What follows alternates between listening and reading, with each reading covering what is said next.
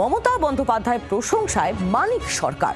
মমতার প্রশংসায় ত্রিপুরার প্রাক্তন মুখ্যমন্ত্রী মানিক সরকার। সুপ্রিম কোর্টে মমতা বন্দ্যোপাধ্যায়ের লড়াই কার্যকরী লড়াই, নির্দিষ্টভাবে 5-6টি পয়েন্ট তুলে ধরেছেন বাংলার মুখ্যমন্ত্রী। আমরা কাল সুপ্রিম কোর্টের নির্দেশের দিকে তাকিয়ে আছি, কথা বললেন ত্রিপুরার প্রাক্তন মুখ্যমন্ত্রী মানিক সরকার।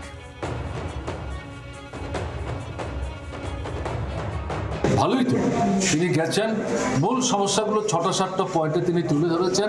আর সোমবার প্রাথমিক শুনানির পর কোর্ট, হাইকোর্ট যে বেঞ্চ, তারা কালকে আরেকবার সেখানে শুনবেন। শ্রীমতী ব্যানার্জি দেরি করে ফেলেছেন, আরও আগে তার যাওয়া উচিত ছিল, কিন্তু দেরি হলেও প্রতিবাদটা যেটা করার চেষ্টা করেছেন, কোর্টে যেভাবে গেছেন, সেটাকে আমি খাটো করে দেখতে চাইছি না। কথা বলবো প্রবীর চক্রবর্তী, আমাদের প্রতিনিধি এই মুহূর্তে রয়েছেন আমাদের সঙ্গে টেলিফোন লাইনে। প্রবীর, আমরা তো শুনলাম মানিক সরকার, তার মুখে একেবারে মমতা বন্দ্যোপাধ্যায়ের ভূয়সী প্রশংসা।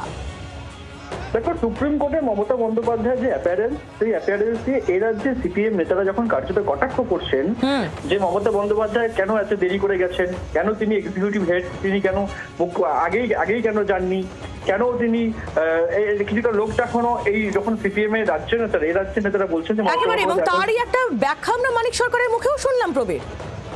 একদমই সেই জায়গায় দাঁড়িয়ে সিপিএম এর প্রাক্তন নেতা, সিপিএম এর নেতা এবং প্রাক্তন মুখ্যমন্ত্রী ত্রিপুরার, তিনি কিন্তু মমতা বন্দ্যোপাধ্যায়ের এই সুপ্রিম কোর্টে অ্যাপিয়ারেন্সকে কার্যকরী হিসাবেই দেখছেন এবং নির্দিষ্টভাবে মমতা বন্দ্যোপাধ্যায় যে পয়েন্ট তুলে ধরেছেন সেটাকেও তিনি সমর্থন করছেন।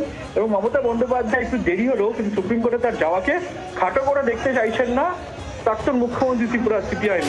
সুতরাং স্বাভাবিকভাবেই দেখা যাচ্ছে যে মানিক সরকারের মুখে মমতা বন্দ্যোপাধ্যায়ের এই যে কোর্টে যাওয়া, কোর্টের লড়াই, তার প্রশংসা কিন্তু পঞ্চমুখ ত্রিপুরার প্রাক্তন মুখ্যমন্ত্রী মানিক সরকার। একেবারেই প্রবীর, ধন্যবাদ তোমায়। প্রবীর চক্রবর্তী আমাদের প্রতিনিধি ছিলেন আমাদের সঙ্গে টেলিফোন লাইনে। বাংলার আওয়াজ, বাঙালির আবেগ, জি 24 ঘন্টা।